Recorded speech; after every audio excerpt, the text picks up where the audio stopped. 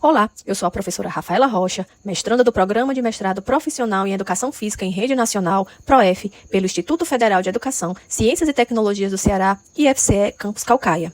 Neste vídeo, apresento a vocês um mapa conceitual sobre as problemáticas da educação física, que abrangem os seguintes temas: abandono do trabalho docente, relação entre teoria e prática, aspectos legais da educação física escolar, indisciplina e afastamento dos estudantes, dificuldades no ensino de esportes e questões de gênero na educação física escolar.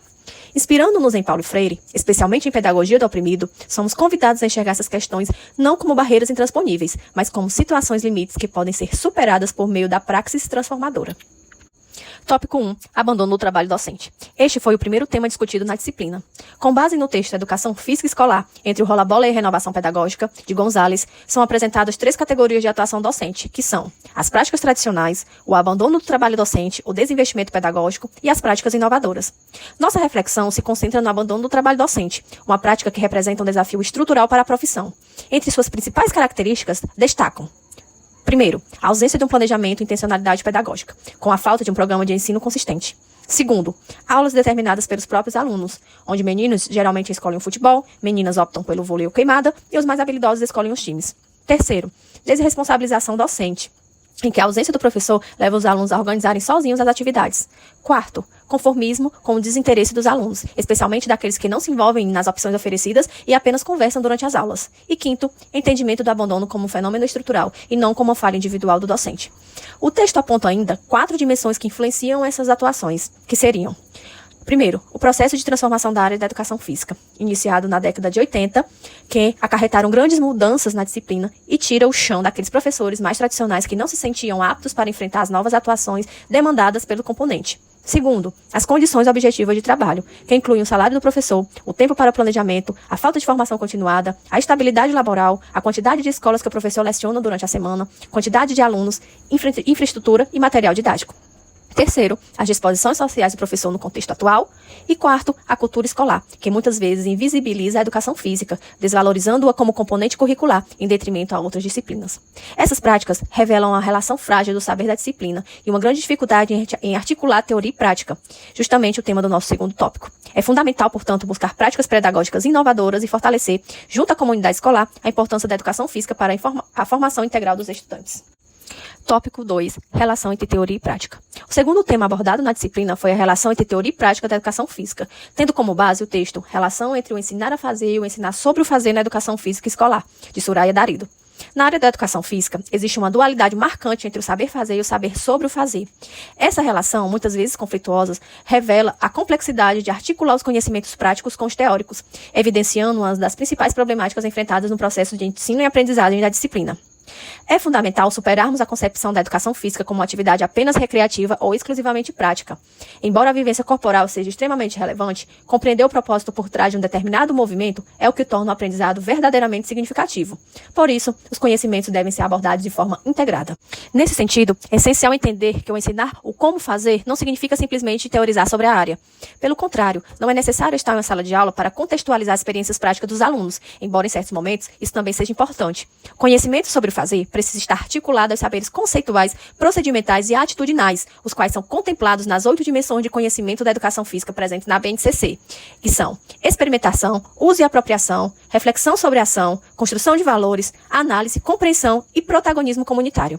A educação física como componente curricular não se limita ao movimento em si, mas propõe uma reflexão crítica sobre a cultura corporal de movimento. Seu foco é tematizar as práticas corporais, promovendo uma abordagem ampla e significativa desse campo de conhecimento. Tópico 3. Aspectos legais da educação física escolar. Na terceira temática, abordamos os aspectos legais da educação física escolar. Utilizamos no nosso estudo o texto da Educação Física como componente curricular da educação básica, Aspectos Legais, de Fernanda Moreto Impolseto e Suraya Cristina Darido. A primeira Lei de Diretrizes e Bases da Educação Nacional, LDB, foi instituída em 1961, marcando o início da regulamentação da educação física como parte do currículo escolar.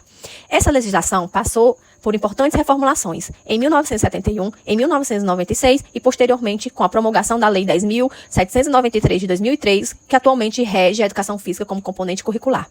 Na LDB de 1961, a prática da educação física era obrigatória nos cursos primários e secundários para alunos de até 18 anos de idade. Já em 1971, com a reforma educacional, esse limite etário foi retirado. A prática tornou-se obrigatória em todos os níveis de ensino, porém facultativa para determinados grupos, tais como alunos que trabalhavam mais de 6 horas por dia e estudavam à noite, pessoas com mais de 30 anos, militares e indivíduos com incapacidades físicas. Essa mudança reflete a lógica capitalista da época, ao considerar a educação física indispensável para trabalhadores, subordinando seu valor às exigências do mercado de trabalho e não ao papel formativo da escola. Em 1977, a lei foi novamente alterada, passando a permitir a dispensa também para alunos da pós-graduação e mulheres com filhos. Com a promulgação da nova LDB em 1996, essas determinações anteriores foram revogadas. A nova legislação definiu a educação física como componente curricular obrigatório na educação básica e transferiu aos Conselhos Nacionais e Estaduais de Educação, bem como às escolas, a responsabilidade de regulamentar sua implicação. Apesar da obrigatoriedade, a educação física permaneceu facultativa nos cursos noturnos, ficando a critério das instituições de ensino oferecê-las e dos alunos decidirem pela participação. Em 2001, o parágrafo 3º do artigo 26 da LDB foi alterado para incluir a obrigatoriedade da educação física como componente curricular da educação infantil, do ensino fundamental, do ensino médio, reforçando seu caráter legal.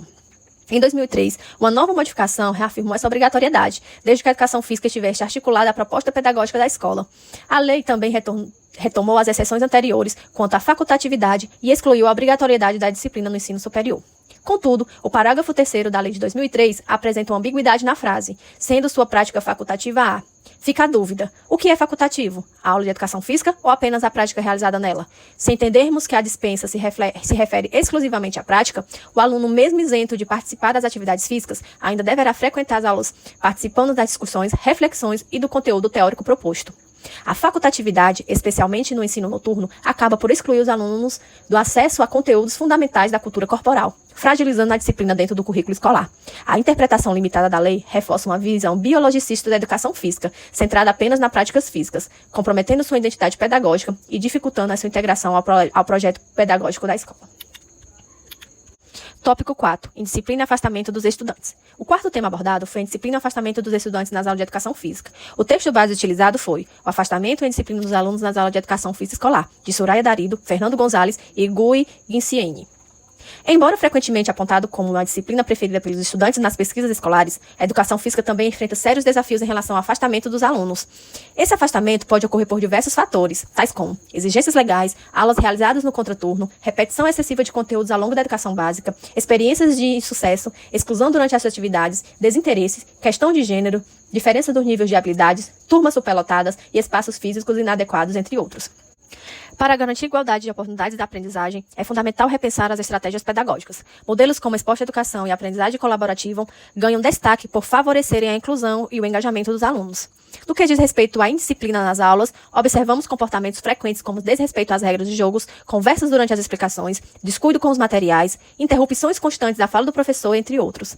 Esses problemas não são exclusivos da educação física, mas por se tratar de uma questão complexa, exigem análises profundas e abordagens específicas. Entre as propostas didáticas voltadas para o enfrentamento da indisciplina e o desenvolvimento de valores, destaca-se o futebol calerreiro, uma prática pedagógica que estimula o protagonismo estudantil, o diálogo e a resolução de conflitos. Para reduzir tanto a disciplina como o afastamento dos estudantes, é importante que os professores e escolas incorporem ações que promovam um ambiente mais inclusivo. Isso inclui estimular, acolher e valorizar os alunos, reconhecer a educação física como componente curricular legítimo e alinhado à proposta pedagógica da escola, estabelecer critérios claros de avaliação, planejar intervenções sistematizadas, conscientizar os estudantes sobre a importância dos valores e princípios desenvolvidos por meio da disciplina. Tópico 5. Dificuldades no ensino do esporte. Para esta temática, utilizamos o texto Inquietações no Tratamento do Esporte na Educação Física Escolar, de André Luiz Ruggiero Barros. Barros organiza essa problemática em duas categorias principais.